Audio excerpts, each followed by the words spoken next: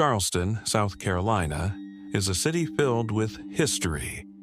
It's a place of beauty, charm, and secrets. But among its many stories, one stands out.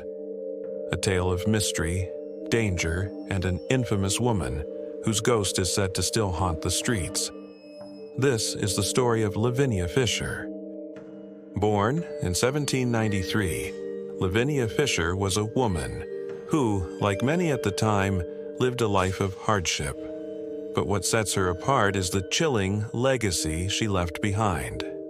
It all started at a little inn outside Charleston, an inn that would become infamous not for its hospitality, but for the horrors that took place behind its walls. The 6 Mile House, as it was called, was a seemingly peaceful inn where travelers would stop for a rest on their long journey. But the people who stayed there, well, they never checked out, and no one could explain why. Lavinia, along with her husband, John Fisher, ran the inn. At first, they seemed like an ordinary couple. Lavinia, known for her beauty and charm, welcomed guests with a smile. But behind her kind face was something far darker. You see, she had a secret. Guests who came to the inn reported strange occurrences. Some said they felt uneasy the moment they stepped through the door. Others mentioned how the inn always seemed to be just a little too quiet, as if something or someone was watching them. And there was a trap door, a secret door that led into the cellar, where unsuspecting guests would disappear. Many believed the Fishers were part of a larger, more sinister plot, a plot to rob and even murder travelers. When people came in for a rest, they'd be offered a drink, a place to sleep, but they wouldn't wake up. Over time, more and more people went missing. Some say Lavinia and John would drug their guests, knock them out, and rob them of their belongings. Others say they had a far darker fate. Either way, the story became known, and suspicion started to grow.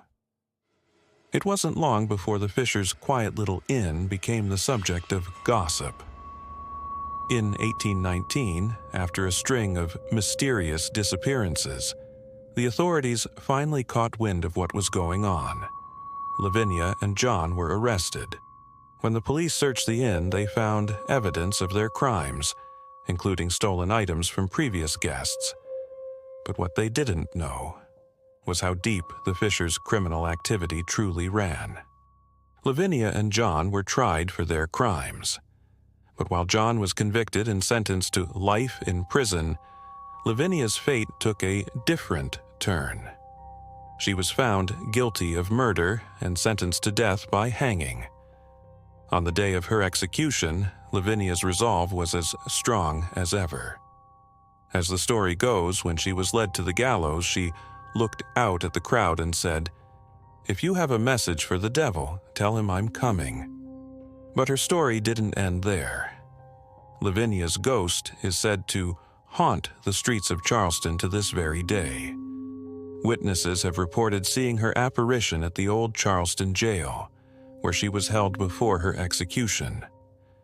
Some say she still wanders the streets, searching for the people who betrayed her, her vengeful spirit forever tied to the place of her demise. People say she's looking for her husband, John, whose own fate was far less dramatic.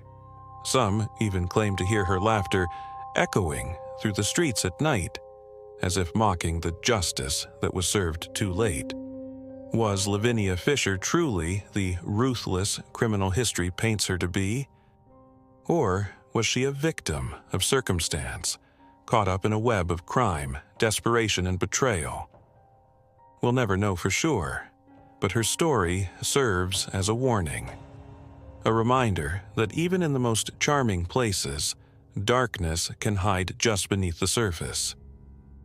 Today, the ghost of Lavinia Fisher lives on in the stories passed down through generations. Whether you believe in her ghost or not, there's no denying the chilling mark she left on South Carolina's history. Thanks for watching.